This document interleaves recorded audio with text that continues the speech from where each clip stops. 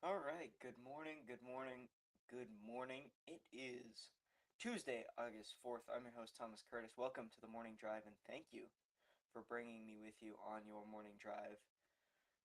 It's an early morning for me. I mean, it's 7 a.m., but it's an early morning for me. Played some poker last night, got work at 9 a.m., worked yesterday. It's not the highest of energy, but we've got to talk. We've got to talk. The Red Sox made a couple moves yesterday at the trade deadline. There are so many other moves to talk about around MLB. And I spent most of my day at work, thinking about what the return was going to be for this mega deal the Red Sox made. Um, and so I've got to talk about it because otherwise, if I didn't talk about it, that's what today at work would be. So here we are. I'm your host, Thomas Curtis. Thank you to Schofield Sports Performance and the Reed Allen Community Fund for making this show possible. We'll talk about them more later. Let's get right into it, man. The Red Sox, they're acquiring all-star catcher Adley Rutschman. He was a former number one overall pick in 2019. He's been kind of the savior of the Baltimore Orioles a little bit, especially when they've had this big class of prospects coming up through their system the past couple years, and it never really amounted to anything. 2023, they were a solid team. In 2023, the Baltimore Orioles, I believe they won the AL East. Their record, as I'm looking it up, I've got nothing on the sheet. I'm just kind of on talking. That's what we're doing. I don't even know if this makes it to a podcast episode. Probably does, but I mean, the Orioles won 101 games. The Rays, of course, win 99 games that season, but the Orioles go 101 and 61 in 2023, and really, people kind of thought that was the start of a cool big run. Adley Rutschman, 4.3 WAR. He was a really really good catcher, probably the best catcher in baseball in 2023. Ryan Mountcastle was their first baseman. Adam Frazier at second. Like, this team actually wasn't incredible, but they had Gunnar Henderson come up, Jordan Westburg come up, Colton Cowser, Kyle Stowers was on that roster, Heston Kjerstad, who's back in AAA right now. Um, and of course, they get the number one pick 2 years later and take Jackson Holiday. And now here's their fire sale. So a, a difficult end for Baltimore, but a really cool result for the Red Sox. You got to talk about the prospect haul, but first let's talk about the good things with Adley Rutschman. It's the biggest positional upgrade any MLB team made, in the fact that the biggest positional upgrade goes to the team that went 28 and 5 in their last 33 games is unbelievable. Carlos Narvaez was giving you, I think, first percentile offensive stats. He was a good framer, could throw the ball pretty well, handled the staff well. I think that's one concern, like, is integrating Adley into the staff, a staff that's been top five in baseball.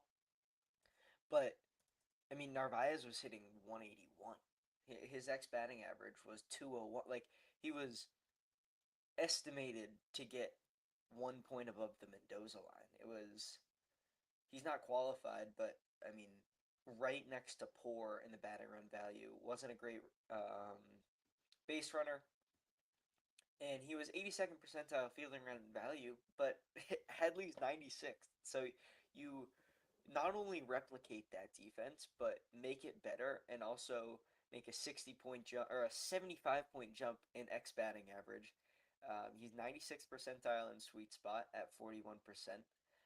He only chases 25% of the time, only whiffs 15% of the time, which is 91st percentile.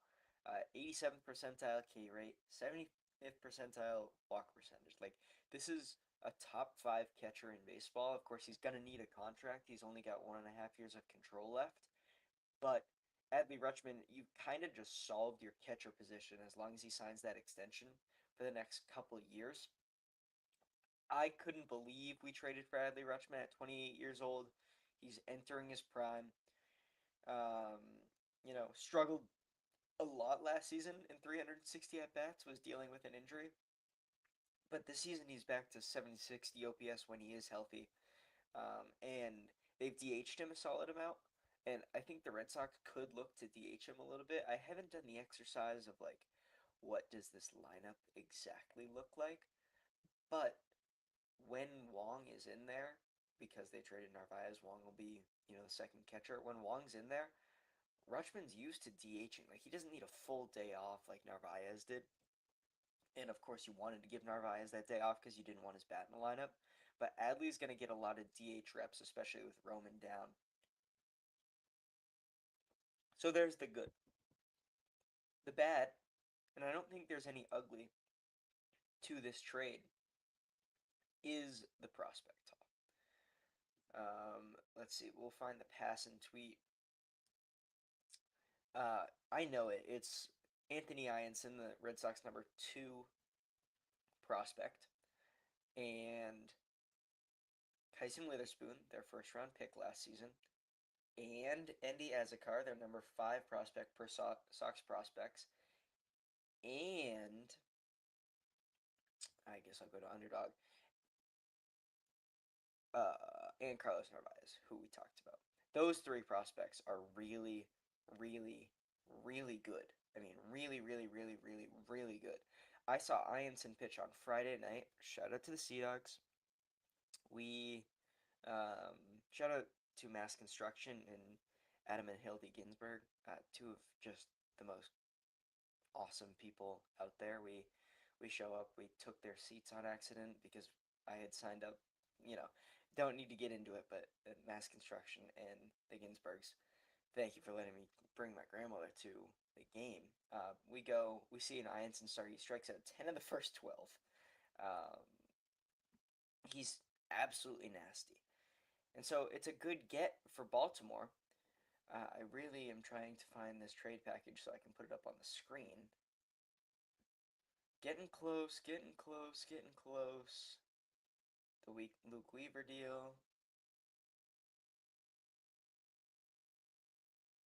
Okay, here it is. Share screen, share screen. Alright, can we see this, I wonder? Oh yeah, nice. Okay, this is cool. So you can see it right here. Red Sox get Adley, Ianson, Endy, Kyson, Rivas isn't part of the package that was wrong by Underdog and Narvaez. All right, so Ianson absolutely gross. He's the prize of this deal. But I had kind of come to terms with the fact that we were going to trade Anthony Ianson because he's had such a great season. Third round pick last season. Obviously, slid a little is what Ethan and I were talking about. But, a third round pick doesn't just become your #2 prospect. He was really good. The Red Sox developed him. I thought I was super impressed. I was kind of, not fully locked in, obviously, at that game with my grandmother, but just being able to sit back and watch, and he was completely overmatching AA hitters. I assume Baltimore will have him in AAA soon. Endy Azekar, I don't know much about, but if we go to his stats, I mean, he was killing the ball in high A. So, it's high A, take it with a grain of salt, but Endy Azekar, it's a 333, 262, 333, 770 career at age 19. I mean, he's really young. He's OPS in 881 for high A. Who's that? Greenville? Salem, I think, right? High A Greenville, low A Salem. So Azekar, I mean, he's a lottery ticket, but if he's OPSing 880, he's got a good chance to make it to the majors. Kyson Witherspoon's got a 5 ERA. I know he was a first-round pick last season, but I just don't think he really translated into the Red Sox pitching development system. So yeah, there's that. There's the return. Thank God we got Rutschman. I mean, this is one of the biggest bats moved. And if you're upset about this, stop prospect hugging. I did it. I've done it. I'm done with it. Especially with potentially a lockout. I was saying that the lockout probably doesn't last more than a month next season because nothing ever happens, but you know, you gotta go for it. And if you can get Adley, like, I mean, Adley Rutschman, how often is Adley Rutschman a switch hitting 96 percentile defender at pitching position, who's also going to give you 270, hopefully 15 bombs? Like, he's not often available. And forgive me for thinking that Anthony Ianson could potentially be, um, Grayson Rodriguez, because Baltimore doesn't develop like prospects. I just don't have much confidence um, develop or not developing, but in the Orioles, making these prospects the best they could be. So here's another tweet we can show. On July 5th, 2023. Last year, the Orioles have promoted Adley Rutschman, Gunnar Henderson, Grayson Rodriguez, Jordan Westburg, and now Colton Cowser. They've still got Jackson Holliday, Kobe Mayo, Heston Kjerstad, and Sam Basayo coming. A ridiculous system. The Red Sox are said to have a ridiculous system, right? Because they've got Arias, and they held off on trading Arias, thank God. But it was because of Ianson and Witherspoon and like these guys and Azakar's, rifle to the top.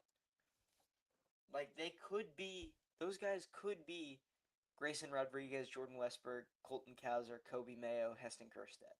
Or, they could be Adley Rutschman, Gunnar Henderson, Sam Basayo. Like, I don't really know, but I'm good trading a guy, and I think, like, the Red Sox used to trade lottery tickets for guys. And here they are. Here's Craig making a move, and he's kind of putting his balls on the table a little bit, saying, like, we're going to go do it. And if you're not going to buy for a 28-5 team, if you're not going to sell lottery tickets for some spending money a little bit to get guys to help a 28-5 team in the last 33 games, what are you doing? Pull up Adley's spray chart a little bit to talk about what he's going to do at Fenway. Excuse me.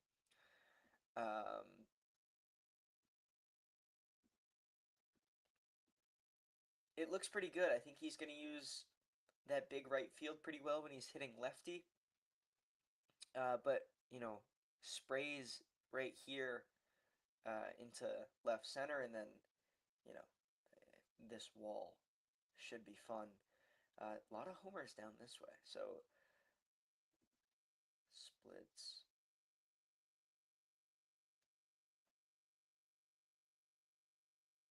It would be nice to have his as left, but I guess reverse lefties. He's hitting righty 242, 320, 385. He's better versus righties, but the Red Sox needed guys that can hit right-handed pitching. And check out the blood on this baseball savant. So there's the Adley thing. I'm pumped to watch him in a Red Sox uniform. He's injured right now in the IL, but Mike Elias is quoted saying that he could be on a rehab assignment this week. I don't think Portland is home this week. I believe it would be next week, so maybe they hold off. Sea Dogs. Or it's just in Worcester and I'll have to go down. Yeah, they're at New Hampshire until Sunday, and then they're home versus Binghamton. So ideally, we see Adley, maybe a weekend series, Friday, August 14th, August 15th, August 16th, in a Red Sox uniform, but I'm pumped up to watch him be a Boston Red Sox. Let's see, what else do I have on Adley? I believe that's it. I think that's what I've got on Adley. So we can move on. The Red Sox give up on one of their premier, one of those huge lottery tickets that they took fourth overall in 2021, Marcelo Meyer. Now, Marcelo Meyer was said to be a Brandon Crawford-esque prospect when we took him fourth overall. The bat just simply never developed. It's a career 223 average, 278 on base, .346 slugging for 624 OPS. The glove is pretty good, but he's been moved around. He played a good third base last season, and it's a -2 fielding run value. So that's 31st percentile this season in the MLB. 364 major league at bats, and the Red Sox give up on him. A little bit sad because I thought he was going to be the shortstop of the future. I was banging the table for him. Excuse me. When Trevor Story was so bad early in the season, I was banging the table to say switch him over to short, let him be him. But it's a bad savant.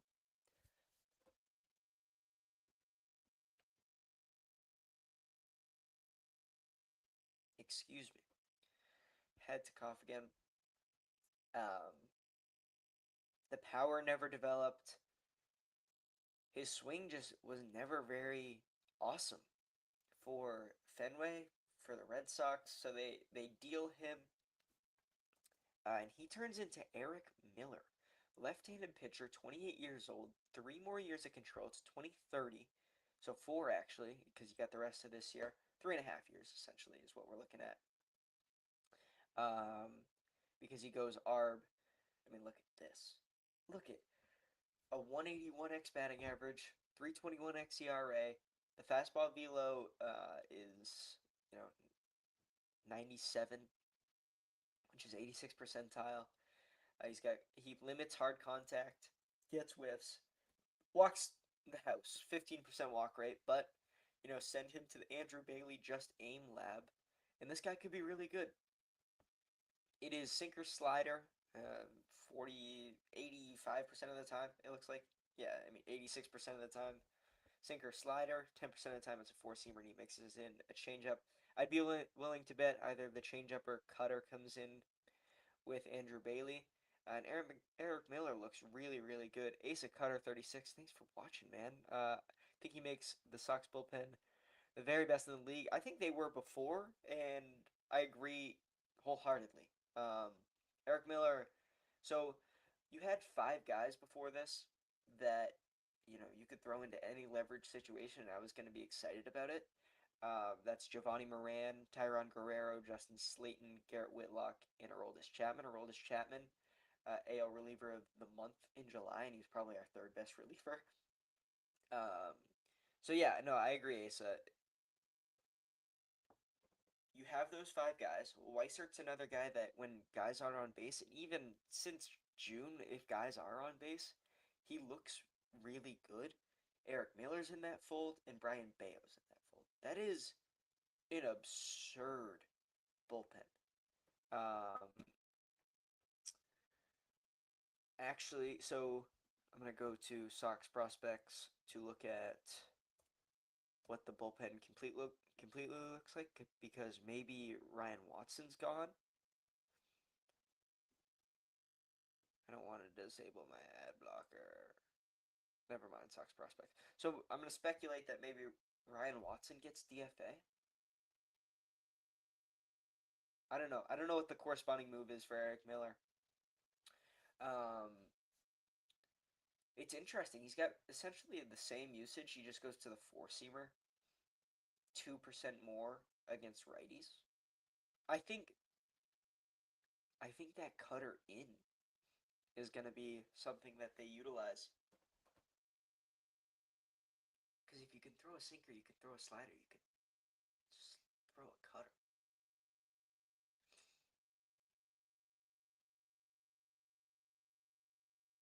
It's no secret why Breslow wanted him. He's 6'5", 270, 28 years old, from Stanford. Another, smart guy, I guess. It kind of feels Breslowish.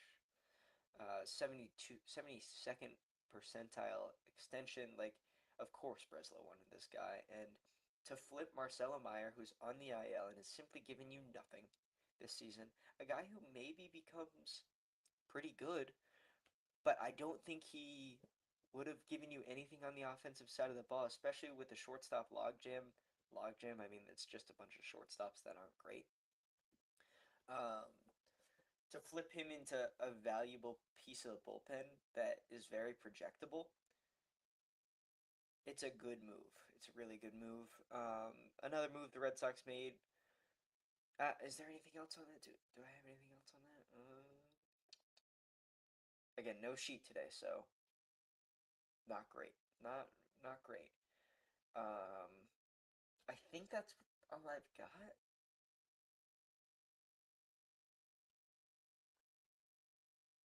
288 ex Woba against. He had a 1.5 ERA last year. 480 pitches. I think that's all on Eric Miller. But yeah, it'll be sad to not have Marcelo on the squad. I thought he was cool. I really wanted him to be good, but like he was never even awesome in Portland. He never even really hit that much, and then he goes to Worcester and batted like 250, and then we needed a shortstop or a third baseman after Devers, right? And so like I feel like he just got kind of moved up because of his pedigree.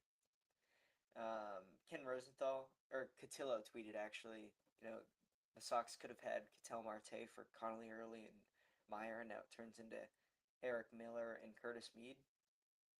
Am I wrong to say like those are two projectable guys that have, a future on this team instead of Ketel Marte like maybe falling off a cliff at 33 and it being over? But no, I agree. Like those guys had much more value and they turn into those two players. But at this point, you're in a good spot and you're trying to fit your needs. So Eric Miller is a Red Sox. I don't know when we'll see him pitch, but they were on the West Coast Sunday. I'm sure they were already home. So we'll see when he gets to Boston. We'll go around the ML or around to MLB a little bit to a lot of these deals really quickly. Jake and I did the trade deadline special Sunday night, so we talked about everything up to Luis Garcia. We get off the stream. The Cubs trade for Kevin Gausman. A good deal for them. He's a good starter. Also, they picked up Clay Holmes later in the afternoon yesterday. Jose Soriano to the Blue Jays for Arjun Namala, who's the Blue Jays' second best prospect and probably turns into the A's' very best prospect, a shortstop. So I don't know why the Jays sell a pitcher and buy a pitcher on his career high. Jose Soriano at I don't even know how old he is. It was a weird buy sell a little bit, but I think they kind of did right. Soriano's 27, so I think they're thinking about next season and the season ahead of that. To trade Namala is risky, but the Angels don't develop prospects, so send a lottery ticket for a guy that's proven. That's fine. Blue Jays. Luis Arraez is a Philly. I kind of thought he was super definitely a Ray, so to see him not be a Ray is exciting, and he stays in the NL. The Phillies needed some bat to ball and got some bat to ball on the Luis Arraez front. Cleveland picks up Jo Adell. Seattle picks up Taylor Ward, two right-handed outfielders that were, destined to be traded. Guardians need some pop. They're literally a bottom of the barrel um, offense, like 30th across the board. So Jo Adell will help that. Taylor Ward fits into the outfield for Seattle. The Phillies get Brooks Raley from the Mets. They bolster that bullpen a little bit.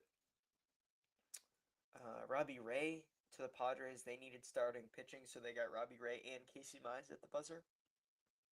Liam Hicks to the Rays for Braden Taylor, Adrian Santana, and Jacob Kisting. I don't know any of those guys, and the Rays get Liam Hicks. Is Liam Hicks having a real season? I know he's been really, really good. Oh, no. Not at all. 14th percentile barrel percentage, 11th percentile hard hit, 4% sweet spot, 6% bat speed. He squares the ball up and doesn't K or whiff. And he's just about league average at catcher. So, like, that's people were kind of looking at the Liam Hicks return and saying the Red Sox overpaid for Adley Rutschman. Adley Rutschman is worlds better than Liam Hicks. I know this season the batting stats, the counting stats are pretty similar actually. Like Not even crazy, and then the under the hood stats are much better in Adley's favor. You gotta look there. So that's the return for Liam Hicks. Luke Weaver to the Pirates. They got some pitching. Dalton Varsho heads to Houston. They were dying for an outfielder and finally got one. Clay Holmes, as I mentioned, to the Cubs. Tyler Wells goes to the Rays from Baltimore. They sell there. He's a good reliever, but Durbin took him deep, so who kind of cares? Eli White finally. Weird note on Eli White. He is a Red Sox. We send Tyler Huberstein to um, Atlanta. Base running value looks pretty good. He's not qualified. Pretty fast. Stole 10 bases in 2025. Kind of feels like a pinch runner. We have so many outfielders. I have no idea what we're going to do.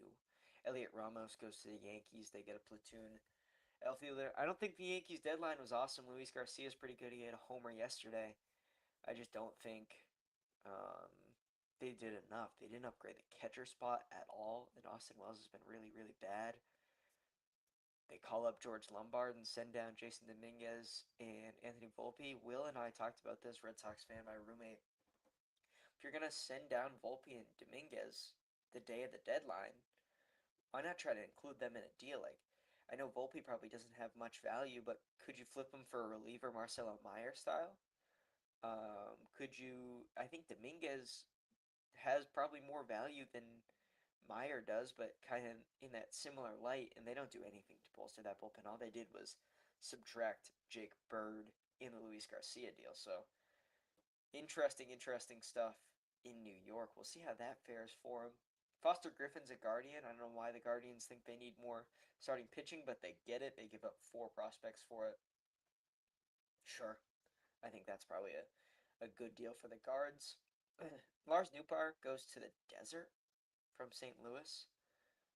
Just kind of wasn't fitting in St. Louis anymore with Heim. Wasn't a Heim guy. I don't know what Heim's doing over there. What are the standings nowadays?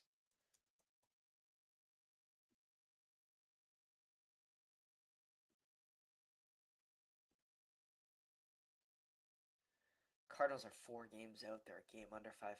Kind of feels over in St. Louis. Sorry, Jason Tatum. Kirby Yates is another Pirate. Luke Bakar is a Pirate. They really bought bullpen. Um, the Rays give up Hunter Fiducia because they got Liam Hicks. They get Jack Sawinski from the Dodgers. Casey Mize to the Padres, another starter for them. Like those are the deals. I don't really have much on all those because I'm so focused on the Red Sox right now. But some teams got better. I think the Cubs won the deadline, along with the Red. I think the Red Sox are in the winning category. Um, the Pirates bolster their bullpen.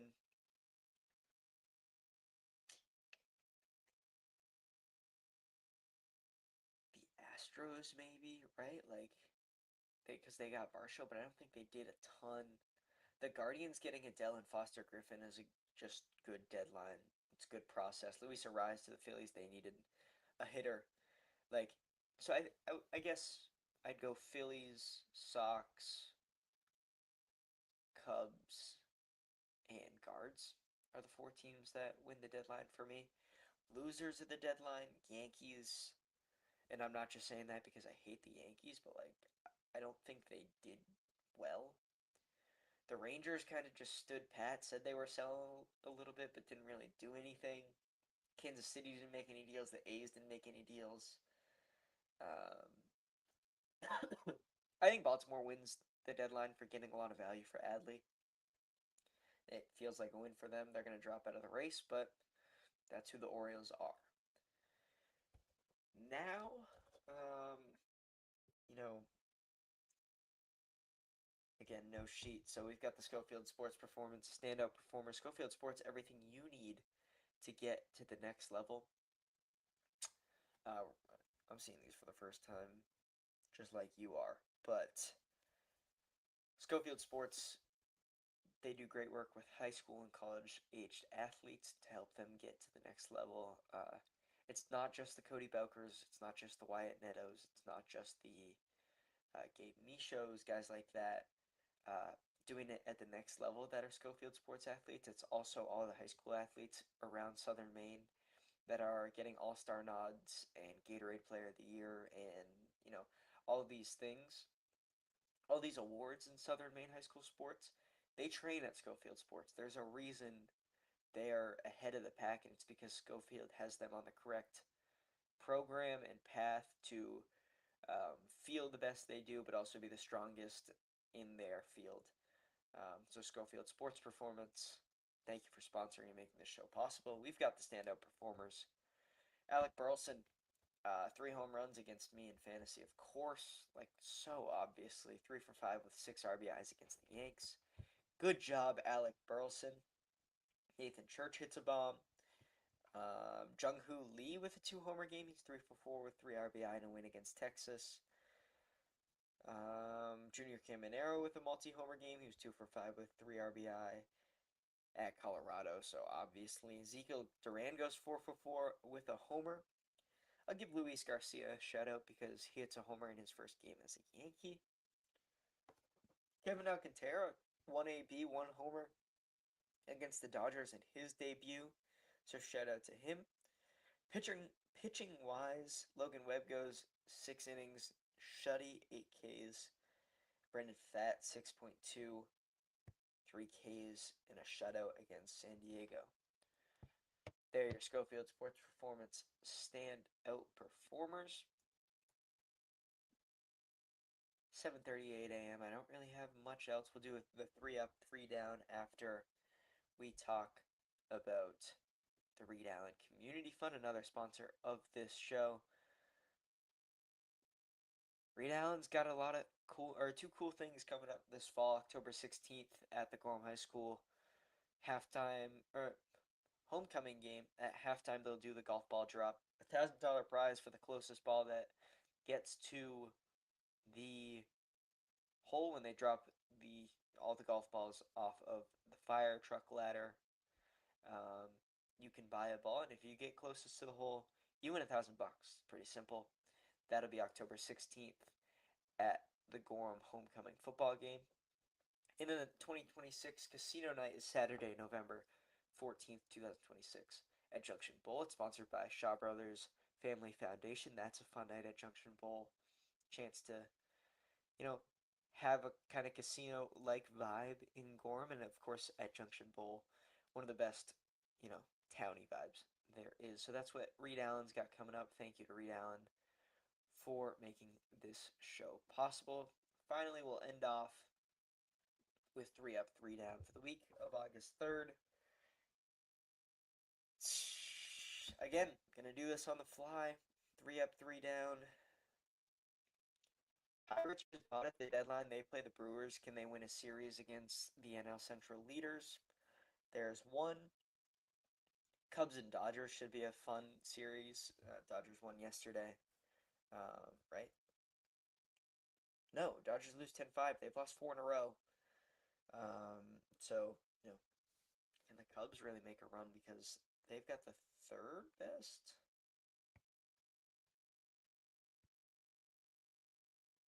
Fourth best record in the National League. There's the second 3 up, 3 down. And the third of 3. What catches my eye? A little bit nothing. Seattle and Detroit. Detroit's kind of out of it after trading Skubal, but Seattle really needs to win some games soon. Actually, we'll go Padres D-backs because I've been fading the NL West a lot. So the Padres D-backs, 2 teams firmly in that wild card race in the National League. So we've got Padres D-backs, Dodgers, Cubs, and Pirates. Brewers for the 3 down. Reds, A's. Oh my god, I don't care. Twins, Royals. Twins should sweep that series if they're a serious ball club. And Mets, Guardians. I don't care to watch a single pitch of that series. There's 3 up, 3 down. And that was Morning Drive episode 13. Thanks for bringing me with you on your morning drive. Thanks to Schofield Sports and the Reed Allen Community Fund for making this show possible. As always, we'll be back, or I'll be back, I don't know, in the next few days. I was kind of thinking wait till Thursday till this White Sox series is over for the Red Sox to do a full recap. If something big happens, maybe we do one. Before that, I'm going to try and get a couple more guests in these coming weeks, so be on the lookout for those. And I will see you in episode 14. Thanks so much for watching. See you next time.